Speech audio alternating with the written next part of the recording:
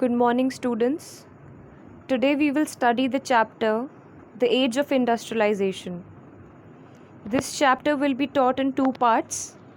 The part 1 will be History of Industrialization in England, and the part 2 will be History of Industrialization in India. The part 1 will have 5 subparts: Proto-industrialization, establishment of factories in England, the pace of industrial change in England, demand of handmade products, and life of workers in the Victorian England. The first is Proto-industrialization. Meaning of proto-industrialization is the regional development alongside commercial agriculture of rural handicraft production for external markets. Proto means first, foremost, earliest form of. This industrialization tells us the period of early industrial revolution in Europe. Our historians use this term in early 1970s. The features of this industrialization are following. First, proto-industrialization was decentralized system of production. Merchants were based on town, but the work was mostly done in countryside. Second, the peasants and the farmers started working for merchants. Third, it was a system which was controlled by merchants and the goods were produced by a vast number of producers working within their family farms. Fourth, the workers remained in the countryside to cultivate their small plots.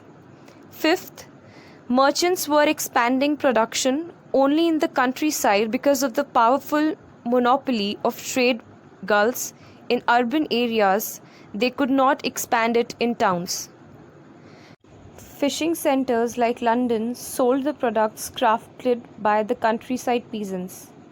Under proto-industrialization, one merchant controlled around 20 to 25 workers. Establishment of factories in England. England was the place where the earliest factories were established in 1730s. But in the late 18th century, the number of factories were multiplied. Many industries were the cotton industry, and in the late 19th century, its efficiency was increased by the production, carding, twisting, spinning, and rolling. Under the factory system, the production under one roof had increased the production output. Up to this time, factories become the hallmark of England. The pace of industrial change in England. With new machines were invented that increased the production, a change occurred with the new machines and transportation system to spread the industries worldwide. The pace of industrial process was slow in England because of the following reasons. There was huge supply of human labor in Britain. The industrialists hired them at low cost and did not want introducing the machines which required huge investments. In many industries, the demand of labor was seasonal in nature. For example, gas works.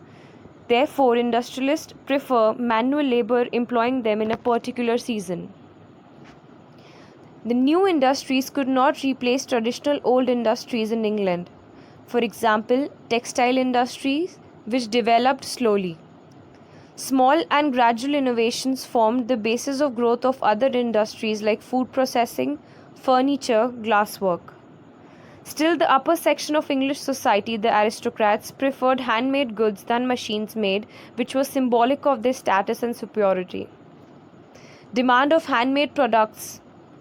In 19th century England, some of the industrialists and the people preferred to have handmade materials because cheap labor was available in abundance and hence the wages were low and there was no problem in hiring laborers. Machine produced only uniform goods, but handmade goods were having different styles. These handmade products were beautifully and carefully designed and produced individually, for these products are better finished. Upper class, that is aristocrats, preferred handmade goods because they symbolized refinement and class. Handmade products for the exclusiveness which was not shared by all. Handmade products could be made as per the choice and demand of the individual. Life of the workers in the Victorian England. Life of the workers were full of miseries during the Victorian England. Labor were in abundance, job opportunity were few, Job keepers who came to the village had to spend the night under the bridge or the night shelters that had no place for stay in the city. Workers had to look for odd jobs when they could not find proper employment in factories. The fear of unemployment made the workers hostile towards the introduction of the new. Seasonality of work meant long periods without work. Thank you.